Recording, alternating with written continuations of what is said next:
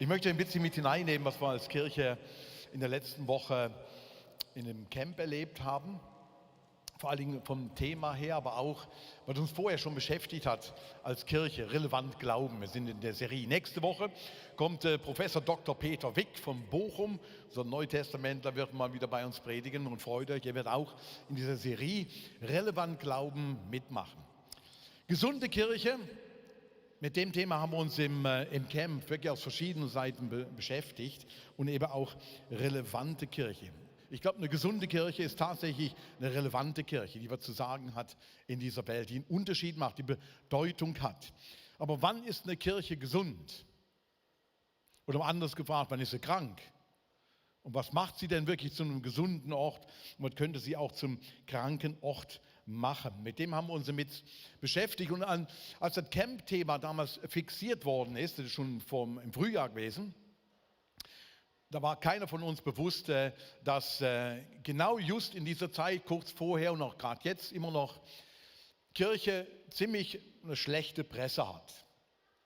Immer mehr an Oberflächen gekommen ist, all die Missbrauchsskandale in der katholischen Kirche, systematische Verletzungen, Kinder, die geschlagen worden sind in christlichen, vermeintlich christlichen Schulen oder in Freikirchen irgendwo dabei waren, wo das immer noch Usus ist, dass man Kinder so erzieht, dass man sie schlägt und so weiter. Und das voll durch die Presse geht und mit Recht auch kritisiert wird, mit Recht auch gesagt wird, hey Leute, das muss aufgedeckt werden. Sektierische Zustände, wo Menschen eben nicht gesund werden, sondern eher sogar krank werden. Krankmachende, zum Teil menschenverachtende Praktiken ans Licht kommen. Und deswegen glaube ich, Leute, ist das so wahnsinnig wichtig auch für uns als Kirche, sich damit auseinanderzusetzen. Weil Leute, die nicht in die Kirche gehen, die überhaupt keinen Bezug dazu haben, die machen keinen Unterschied, römisch-katholisch, evangelisch, Freikirche, ICF, Läderach, was weiß der Geier, das ist alles ein Topf. Und die Logik, die hinein sagen, ja, du bist doch auch einer von denen, oder? Ja, genau, du gehst auch in so eine Kirche da, wie heißt die? Jo, irgendwie. Alles dieselben Typen, alle machen nur einen Scheiß. Und deswegen ist, glaube ich, nicht nur wichtig, dass wir das machen, vielleicht wirst du sogar darauf angesprochen. Und Leute haben dich schon mal konfrontiert damit und gesagt, hey, look, wie siehst du das eigentlich? Du bist doch selbst Teil von sowas. Relevante Kirche muss sich damit auseinandersetzen, wie gesund oder wie krank ist sie denn und was bedeutet das? Look, ein Merkmal, wenn das im Camp nur kurz angeschnitten, aber Merkmal von toxischen Gemeinschaften. Von Gemeinschaften, die ziemlich so intern was praktizieren, ist unter anderem ein Verständnis, wie sie ticken. Das heißt, das fängt an mit Belief. Was glaubst du? Und das ist ganz wichtig, dass du das Richtige glaubst. Also nicht einfach, dass du glaubst, sondern du musst richtig glauben. Und zwar richtig glauben nach den Vorgaben oder nach den Ideen oder nach der Theologie, wie auch immer, die die Kirche oder die Gemeinschaft praktiziert. Belief. Richtig glauben. Und danach kommt das nächste, behave. Du musst dich auch richtig verhalten.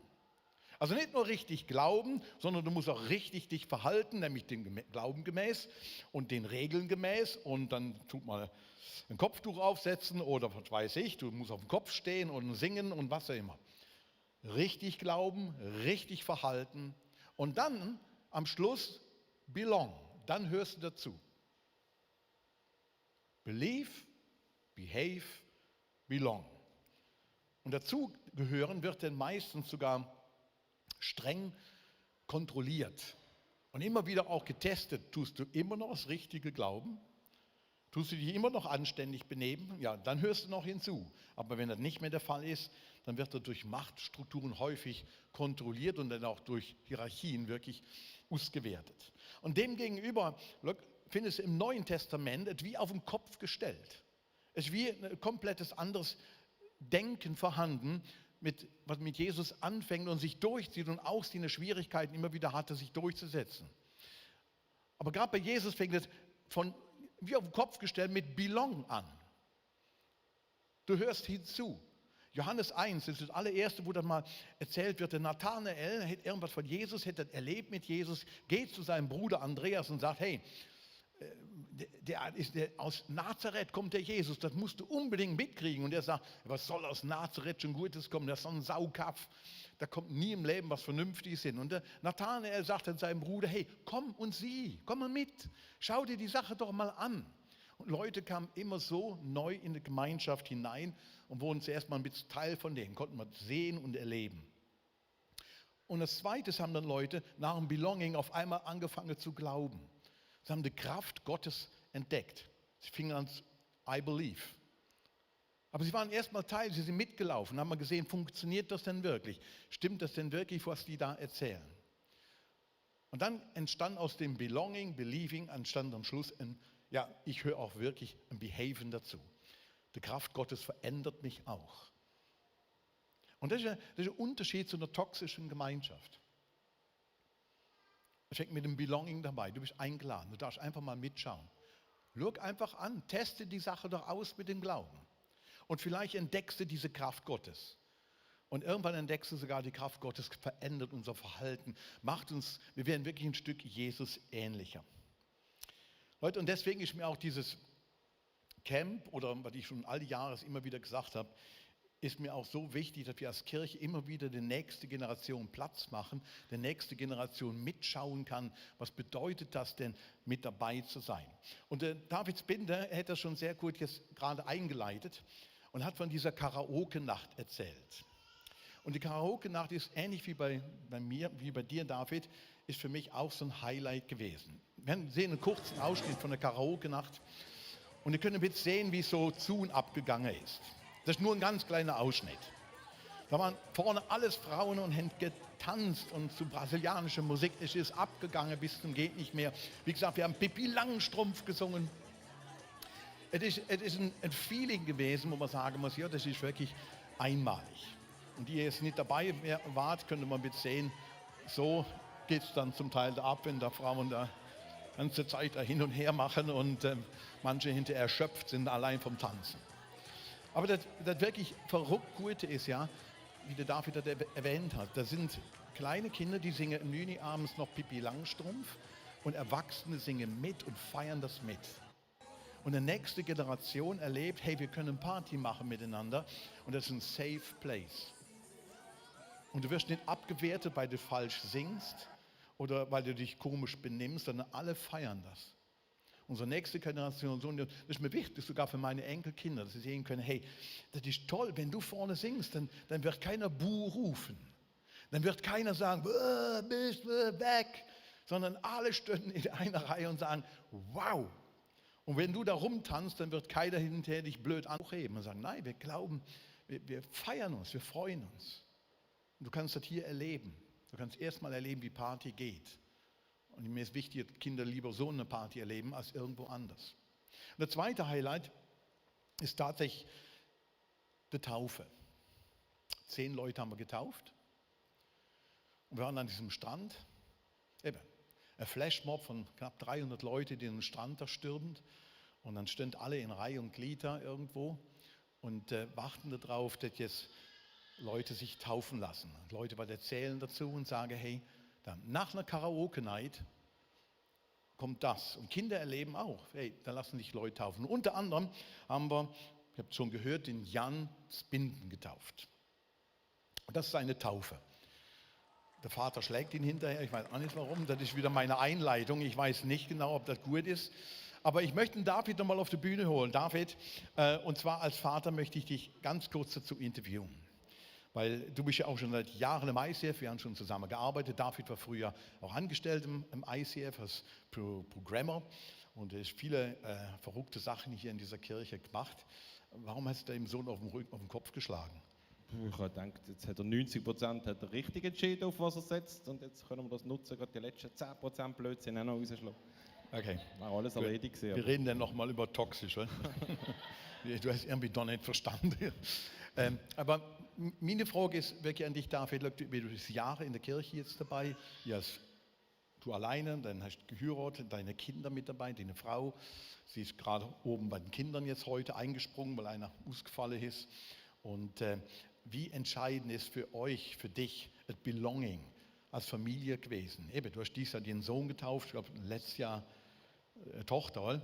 Also da passiert irgendwas in der Familie zu binden. Wie tust du das einordnen, das Belonging?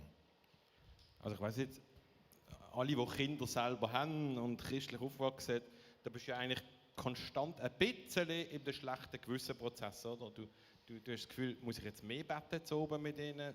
Soll ich meine Überzeugung ihnen aufdrücken? Muss ich mehr Geschichten erzählen? Oder was muss ich machen? Oder wie viel müssen sie selber herausfinden? Und das ist schon spannend, was so eine Kirche ausmacht, oder? Dass sie dort dazugehören. Unsere Kinder gehen jetzt seit Jahren hier in die Kinderarbeit und ich meine, wir fragen immer auf dem Heimweg, und, was haben ihr heute gemacht? Und dann erwarten wir Mose, Nehemia oder irgendwas anderes. Und dann kommt Fußball. Nein, was war das Thema gewesen? Über was haben wir diskutiert?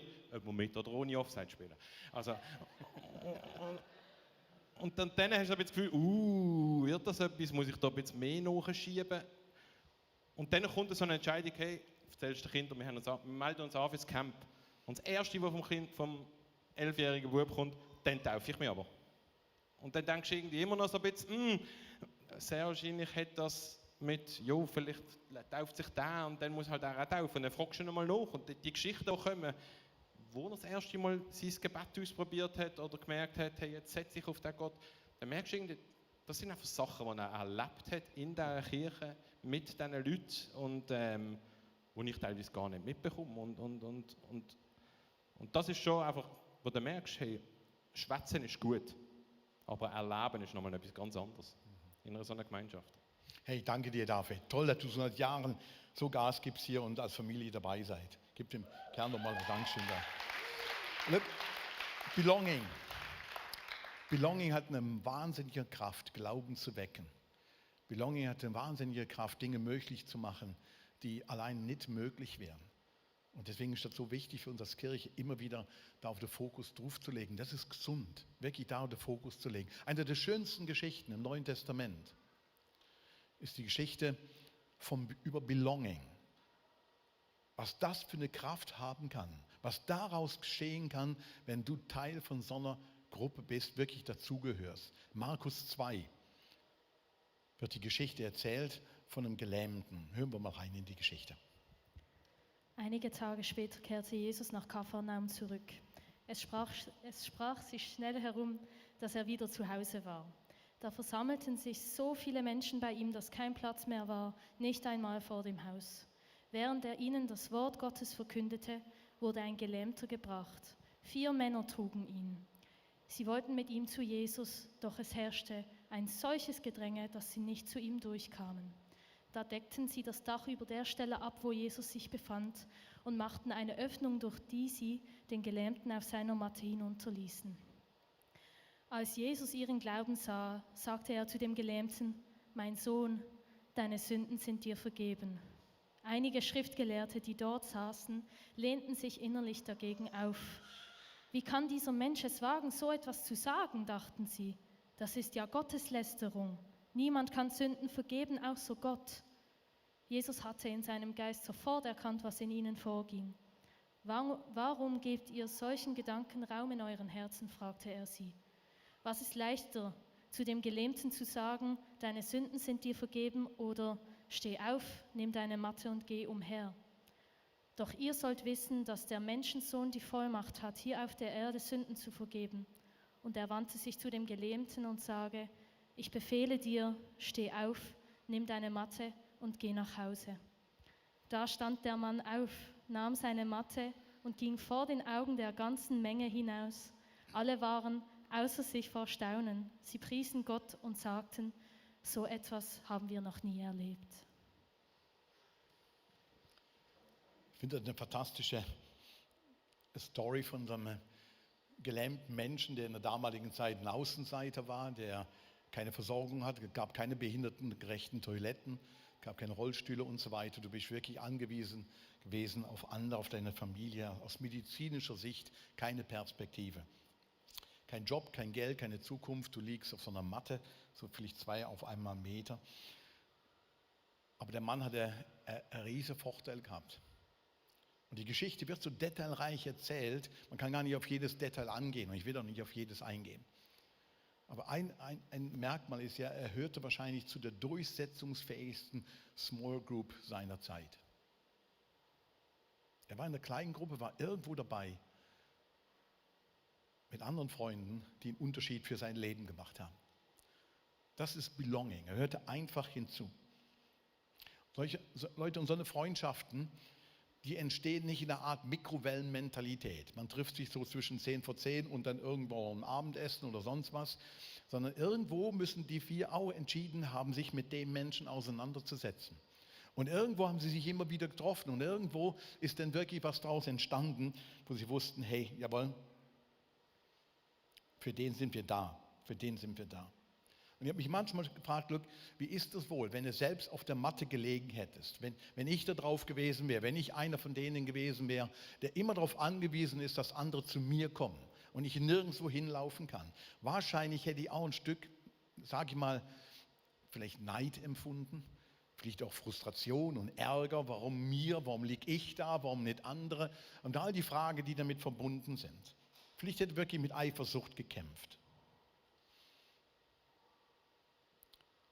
Und er liegt auf dieser Matte und ich glaube, die Matte, die steht letztlich natürlich für seine kleine Lebenswelt, aber sie steht auch, glaube ich, im übertragenen Sinne für die Einschränkungen, die wir in unserem Leben haben, für die Teile von unserem, wo wir eben mit gelähmt sind, wo es eben nicht so toll ist, wo wir uns wirklich in einem Zustand befinden, der nicht so toll ist, wo wir gerne vielleicht sogar schämen oder wo wir gerne verstecken, dass andere es nicht sehen, eben Sachen, wo wir nicht stolz sind.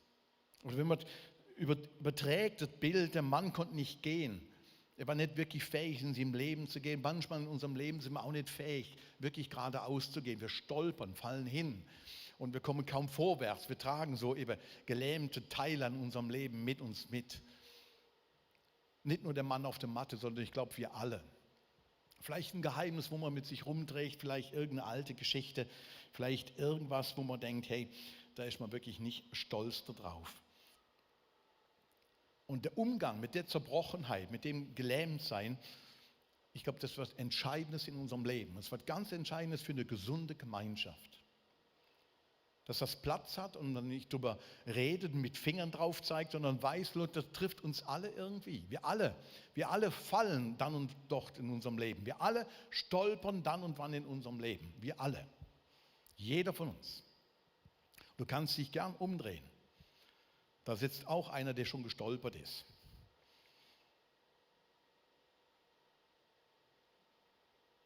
Das hört zu unserem Leben hinzu. Ich glaube, das ist eine entscheidende Frage, wie gehen wir damit um? Ich glaube, nur einer hat Freude daran, nur einer hat wirklich Freude daran, wenn wir unser Stolpern oder unsere gelähmten Teile, die nicht so schönen Dinge in unserem Leben, wenn wir die verheimlichen, wenn wir die irgendwie unter den Teppich kehren, wenn wir uns dafür schämen und irgendwo aus dem Belonging wieder herausnehmen. Nur einer, und das ist der Widersacher von Gott. Der sich freut, wenn du beschämt bist, der sich freut, wenn du dich irgendwie wieder zurückziehst, der sich freut, wenn dir peinlich ist und du mit den Teilen letztlich allein bleibst.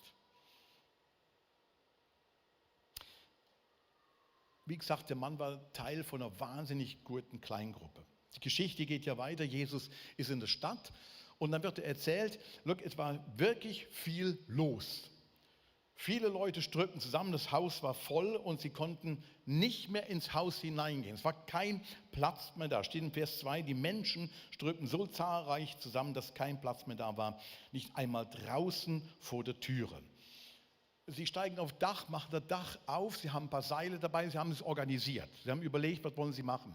Und das Verrückte ist, jetzt nennen sie dieses Dach, waren Flachdächer in der damaligen Zeit. Du konntest also aufs Dach steigen, machst ein Loch in ein Dach und sie sind miteinander den Mann an Seilen runterlassen. Jetzt stell dir die Situation mal vor. Du sitzt unten, mittendrin Jesus. Toll, super Situation. Alle sind fasziniert. Jesus am Lehren, ganz großartig. Und dann schaust du nach oben und auf einmal wird das Dach aufgemacht. Und auf einmal rieselt Kalk runter oder Stroh und so ein Zeug und das Loch wird immer größer, dass hinterher eine ganze Person durchgelassen werden kann. Es ist Zerstörung, Sachbeschädigung. Was hat der Eigentümer gedacht? Wenn du Eigentümer vom Dach wärst, von dem Haus wärst, was würdest du denken, wenn da so Typen auf dem Dach sind? Und dann wird dieser Mann runtergelassen und kommt runter. Sie sind entschlossen, ihren Freund zu Jesus zu bringen und sind sogar parat, Zerstörer von Eigentum zu werden. Leute, großartige Gemeinschaften, wo wirklich das Belonging im Vordergrund steht, als allererstes tun das füreinander. Sie tragen Matten, sie machen Löcher in Dächer, ohne darüber nachzudenken, was für sie dabei herausspringt. Der Mann kommt unten an, der Mann, der immer irgendwo gelegen hat, im Straßenrand, wo kaum einer beobachtet hat, der Mann steht auf einmal im Mittelpunkt von ganz vielen anderen Leuten. Vom Rand kommt auf einmal in die Mitte. Was hätte er wohl gedacht in dem Moment? Er muss seinen Freunden vertrauen, dass sie ihn nicht fallen lassen. Das ist auch noch so eine Sache. Ich wäre jetzt mit meiner Höhenangst, wäre auch nicht gut, wenn ich da drauf gelegen hätte. Er kommt unten an und landet bei Jesus und dann heißt es in diesem Text, als Jesus sah, wie groß ihr Vertrauen war. Das ist ein Detail in der Geschichte, wo extra erwähnt wird. Jesus sieht das Vertrauen der Freunde. Er sieht nicht den Glauben von dem Mann. Es ist überhaupt keine Rede davon, dass der geglaubt hat. Er er hörte zu einer Gruppe und Jesus sieht das Vertrauen der Gruppe. Die haben für ihn geglaubt. Es gibt Phasen im Leben, wo man selbst vielleicht kaum noch glauben kann. Meine Frau und ich haben das jahrelang immer wieder mal erlebt. Und wo du dankbar dafür bist, wenn andere für dich mitglauben, für dich mitbeten, die auf so eine Matte legen und zu Jesus bringen, weil du es selbst nämlich gar nicht mehr kannst. Das sind großartige und gesunde Gemeinschaften. Und jetzt landet der Typ bei Jesus vorne hin, überall diese ängstlichen und Gesichter, was passiert jetzt? Und jetzt wird es spannend. Aber vergesst den Punkt nicht. Was der Glaube von deinen Freunden ausrichten kann, ist grandios. Und Jesus ist bewegt darüber und dann spricht er zu dem Mann. Und dann heißt es, mein Sohn, deine Schuld ist dir vergeben. Ich finde eine interessante Wendung in der Geschichte. Die Freunde bringen den zu Jesus, letztlich war in der Hoffnung, dass Jesus ein Wunder tut, weil sie haben davon gehört, der heilt Menschen. Deswegen, komm, wir bringen dich hin.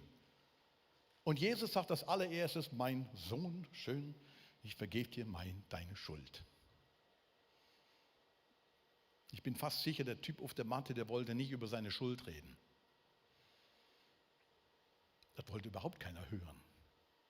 Und Jesus thematisiert das und sagt, es ist Schuld. Er redet vor allen redet er über Schuld.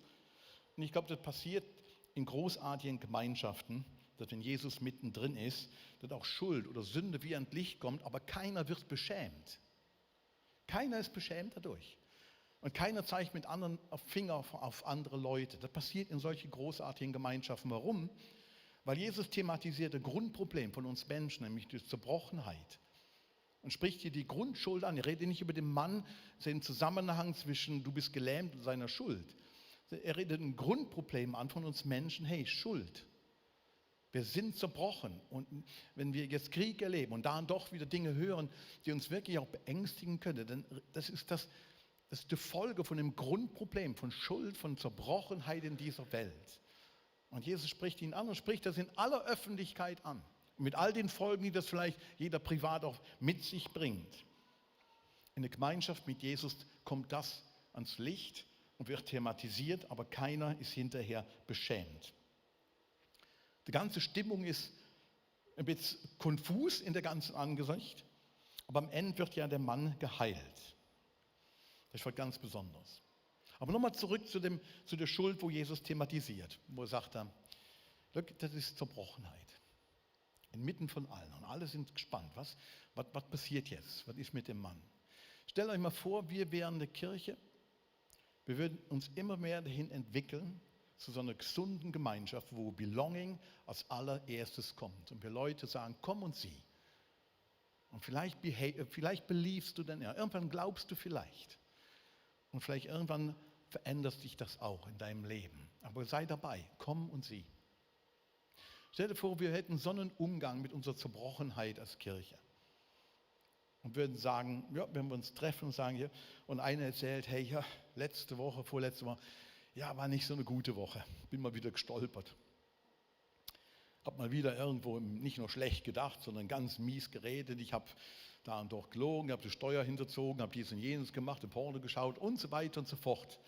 Und einer erzählt das und der andere sagt, oh ja, ist mir auch passiert. Ja, das ist ja. Und man redet darüber und tut das nicht als Ausnahme darstellen, sondern sagt, das ist unser Leben. Aber wir beten und ringen darum, dass wir noch mehr behaven, mehr noch verändert werden, aber wir fallen immer wieder. Stellt euch so eine Gemeinschaft vor. Auf so einer Gemeinschaft werden Leute getragen und irgendwann haben sie den Mut zum Glauben und irgendwann kommt auch vielleicht dieses Behaven hinzu. Und gesunde Gemeinschaften, glaube ich, rechnen damit, dass immer wieder auch mal was daneben geht. Und zeigen dann nicht mit dem Finger, sondern sagen, willkommen in unserer Mitte. Du bist einer von uns. Schön, dass wir zusammen unterwegs sind. Einige der Schriftgelehrten, heißt es in dem Text, die sagen, sind darüber nicht erfreut, dass Jesus sagt, er hätte Schuld vergeben. Schriftgelehrten waren die Leute, die damaligen Zeit, die wirklich die Ordnung und auch die Klarheit von der Lehre, von der Kirche oder von der Synagoge vertraten. Also die konnten beurteilen. Und das war ihr erster Job. Und sie sehen das und sagen, hey, look, das ist nicht richtig. Das ist nicht richtig, dass du hier Schuld vergibst, Jesus. Das ist nicht dein Job, das hat gar nichts damit zu tun. Da gibt es Opfer für, das dies und jenes und Sepp und Aber. Das ist ihr Denken. Und das kommt als allererstes raus. Sie sagen, das ist nicht richtig gemacht worden jetzt hier. Und das war ihre Aufgabe. Man darf sie nicht nur schlecht reden, die Menschen. Das war ihre Aufgabe. Aber das Phänomen ist ja, die Spezies Leute, die ist seit dem 1. Jahrhundert nicht ausgestorben. Und ganz ehrlich, manchmal höre ich auch zu denen. Dass ich auch in meiner Selbstgerechtigkeit Dinge manchmal beurteile und denke, ja, das ist nicht ganz gut so. Na, das sollte man schon anders machen und das sollte man so und vergessen häufig darüber, den Mensch auf der Matte zu sehen, der da liegt und jetzt einfach ein paar Freunde braucht und eine durchsetzungsfähige Gruppe braucht, ein tiefes Belonging braucht, damit der Glaube wachsen darf. Manchmal finde ich mich selbst in dieser Rolle wieder. Und statt dass ich ein Loch in ein Dach mache, überlege ich, ob das wirklich alles gut und richtig ist. Und Jesus sagt dann, nur damit ihr seht, dass ich die Autorität habe, steh auf, nimm deine Matte. Und dann wird es ruhig und dann kommt ein großer Jubel hinterher. Der Mann nimmt seine Matte, die Leute sind platt und die Freunde auf dem Dach haben wahrscheinlich getanzt. Vielleicht haben sie Jahre später noch einen Wettlauf gemacht miteinander. Und sind Säckle und wirklich, hey komm. Menschlich gesprochen würde ich sagen, das größte Geschenk bei dem Mann war nicht seine gesunden Beine hinterher, sondern seine Freunde. Seine Freunde, die ihn mitgezogen haben. Ein Belonging, wo ihn zum Glauben gebracht hat und letztlich sogar zur Heilung gebracht hat. Wirklich Freunde. Und verwechseln wir das nicht, Freunde und freundliche Menschen. Ihr seid alle freundlich, also hier gehe ich mal von aus. Die meisten schauen mich relativ neutral an bis freundlich. Aber es gibt einen Unterschied zwischen Freundlichkeit und Freunde. Und Jesus sagt hier, look, es geht wirklich um zum Dazugehören zu so einer Gemeinschaft, die Großartiges vollbringt, weil sie einen anderen im Auge hat, nicht erschrocken ist über die Gelähmtheit, sondern glaubt, dass Gott auch das heilen kann, auch das möglich ist, miteinander zu machen. Das ICF möchte so eine Kirche sein. Und da und dort schaffen wir das und in so einem Camp wie letzte Woche, das ist natürlich Halligalli und dann ist alles immer schön irgendwie und heute geht es weiter. Und der Alltag zieht ein. Aber wir ringen darum, wir möchten gesunde Kirche sein, wir möchten ehrlich zu uns sein und wir möchten Relevanz haben in der Welt. Und ich glaube, es gibt keine größere Relevanz in unserer Zeit, dass wir einen Ort kreieren, wo wir einander tragen, einen Ort kreieren, wo wir Dächer abdecken, einen Ort kreieren, wo wir nicht erschrocken sind über die Gelähmtheit in unserem Leben und miteinander Menschen zu Jesus bringen. Irgendwann wirst du auch mal hingetragen werden. Und solchen Ort, dafür lohnt sich wirklich alles zu geben. Ich lade euch ein, ich bete noch mit uns, steht der Ruf dazu und wir haben unser Gebetsteam heute da und wenn du einer bist und sagst, hey, ich habe selbst so Lasten, ich wäre einfach froh, wenn mich einer momentan misstragen könnte, einfach mit Gebet, dann nimm das wahr. Das ist nicht peinlich. Irgendwann stehen wir alle irgendwo vor so Leuten und lassen für uns beten und hoffen, uns mittragen zu lassen. Vater im Himmel, danke, dass du so mit offenen Armen da stehst. Und ich bin so froh über all die Geschichten, wo Leute so zuerst mal gekommen sind und mal ausgecheckt haben, ob das wirklich stimmt mit dir. Und danke, dass wir auch das tun dürfen, dass wir mit unserer Last oder mit den zerbrochenen Teilen in unserem Leben so Schritte machen können, dass wir Teil von der Gemeinschaft werden. Danke für das Belonging auch in unserer Kirche, für die Gemeinschaft, die entstanden ist über die Jahre. Und Jesus, ich bete darum, dass du uns hilfst, in ICF Basel, Basel-Landerbach und Lörrach, dass wir mehr und mehr so eine Gemeinschaft noch dahin wachsen dürfen, wo wir einander tragen, aufrichten und miteinander feiern und der nächsten Generation wieder zeigen, hey, das ist ein Ort, wo Heilung passieren darf. Leite uns drin an und erinnere uns und bringen uns die Menschen in Kontakt, wo wir das gerade praktizieren können. In deinem Namen beten wir.